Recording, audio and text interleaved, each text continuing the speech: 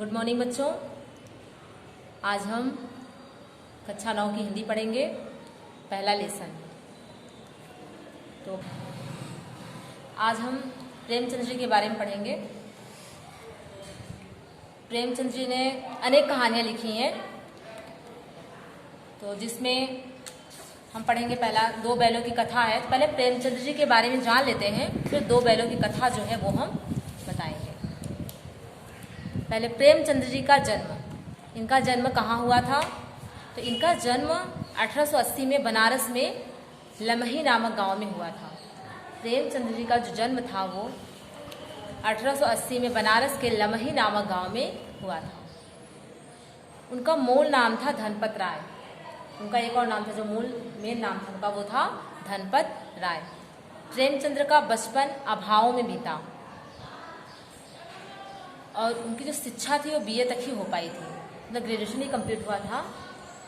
उन्होंने शिक्षा विभाग में नौकरी की, शिक्षा विभाग में नौकरी तो की, परंतु असहयोग आंदोलन में भी सक्रिय भाग लेने के कारण सरकारी नौकरी से त्यागपत्र दे दिया। उनकी जो गवर्नमेंट जॉब थी शिक्षा विभाग में, नौकरी किए वो, वहाँ मिली उनको नौकरी, परंतु उन्होंने असहयोग आंदोलन में भी भाग लिया, जिसके कारण उन्होंने अपनी गवर्नमेंट जॉब से, सरकारी जो नौकरी थी उससे उन्होंने त्यागपत्र दे दिया, वहाँ से नौकरी छोड़ दी उन्होंने। और लेखन कार्य के प्रति, जो लेखन होता है, कहानियाँ लिखना, उपन्यास लिखना, उसमें उनकी बहुत रुचि हो गई। तो लेखन कार्य के प्रति वो पूरी तरह समर्पित हो गए। नौकरी छोड़ने के बाद असहयोग आंदोलन ज्वाइन किया, इसके बाद उन्होंने कहानियों में रुचि ली, कहानियाँ लिखना और उपन्यास लिखना, ये सब उन्होंने रुचि हुई तो शुरू की, समर्पित हुए, अपने आप को पूरी तरह उन्होंने समर्पित किया। 1936 में इस महान कथाकार का देहांत हो गया। अच्छा देखिए, जन्म उनका कब हुआ था? 1880 में, और मृत्यु उनकी कब हुई थी? 1936 ईस्वी में। किसकी? प्रेमचंद्र जी। प्रेमचंद्र जी का जन्म 1880 में हुआ था और उनकी मृत्यु जो है वो 1936 में हुई थी।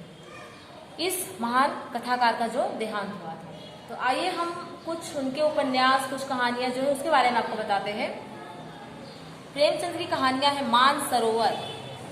मानसरोवर जो कहानी है उसको 8 भागों में संकलित किया गया है, 8 भागों में उसको बांटा गया है। सेवा सदन, प्रेम आश्रम, रंग भूमि, काया कल्प, निर्मला, गबन, कर्म भूमि, गोदान उनके प्रमुख उपन्यास हैं। बहुत ही इम्पोर्टेंट, जो प्रमुख मेन उपन्यास जो है प्रमुख, वो उनके सब उपन्यास हैं। उन्होंने हंस, जागरण, माधुरी आदि पत्रिकाओं का भी संपादन किया। कथा साहित्य के अतिरिक्त प्रेमचंद्र ने निबंध भी लिखे हैं और अन्य प्रकार का गद्य लेखन भी प्रचुर मात्रा में उन्होंने किया है। प्रेमचंद्र जी हैं, उनकी साहित्य को सामाजिक परिवर्तन का सशक्त माध्यम मानते थे। मानते थे कि जो साहित्य हो समाज में परिवर्तन ला सकता है, तो साहित्य को सामाजिक परिवर्तन का सशक्त माध्यम मानते थे वो। उन्होंने जिस गांव और शहर के परिवेश को देखा, गांव और शहर में जो जिस तरह लोग रहते हैं, उन्होंने देखा, जब उसको गांव और शहर के परिवेश को देखा तो उसको जिया और उसकी अभिव्यक्ति उनके कथा साहित्य में मिलती है। उन्होंने जो महसूस किया उसको जिया और अपनी कथाओं में, अपने उपन्यासों में उन्होंने उसको उतारा, मिलती है। किसानों के प्रति मजदूरों की दयनीय स्थिति, दलित जो हैं, जो छोटी कास्ट के हैं, दलित लोग, उनका शोषण होता है, समाज में स्त्री की दुर्दशा, समाज में स्त्रियों को जो सम्मान नहीं मिल पाता, उनकी दुर्दशा होती है। स्वाधीनता आंदोलन आदि प्रथाओं के मूल विषय हैं। ये सब जो आपने अभी विषय पढ़े हैं, किसान और मजदूर वाला, स्त्रियों की स्थिति, दलितों की स्थिति, स्वाधीनता आंदोलन, ये सब उनकी रचनाओं के मूल टॉपिक हैं। प्रेमचंद्र के कथा साहित्य का संसार बहुत व्यापक है। उसमें मनुष्य ही नहीं, पशु पक्षियों को भी अद्भुत आत्मीयता मिलती है। उन्होंने मनुष्य के बारे में ही नहीं बल्कि पशुओं के बारे में, पक्षियों के बारे में अद्भुत बातें बताई हैं। पशु पक्षियों की अद्भुत आत्मीयता मिली है। बड़ी से बड़ी बात को उन्होंने सरल भाषा में, सीधे और संक्षेप में कहना प्रेमचंद्र के लेखन की प्रमुख विशेषता रही है। उनकी भाषा सरल, सजीव एवं मुहावरेदार है तथा उन्हें लोक प्रचलित शब्दों का प्रयोग कुशलता पूर्वक किया है। उन्होंने जो लोगों के बीच शब्द प्रचलित हैं, जो एक दूसरे से बात करते हैं, जो शब्द बोलते हैं, वो बहुत ही सरलता पूर्वक उन्होंने बताया है लेखन कार्य में। अपने शब्दों का प्रयोग, मुहावरों का तथा उनके लोक प्रचलित शब्दों का प्रयोग कुशलता पूर्वक किया है। हम पढ़ेंगे कि दो बैलों की कथा।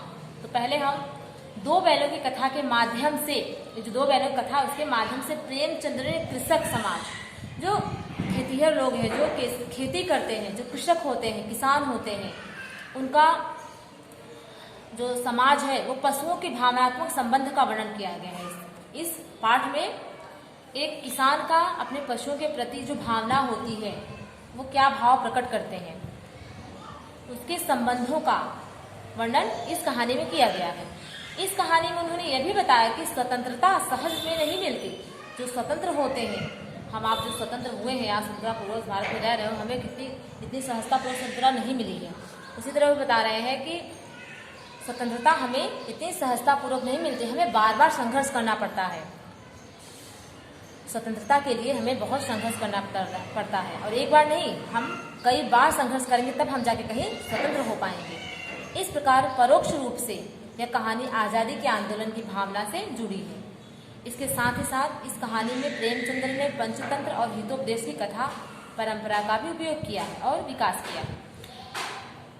ये दो बैलों की कथा जो है, इसमें बैल जो है वो आज़ाद, किस तरह आज़ाद होना चाहते हैं, वो सब कहानियां अब हम कहानी में बताएं।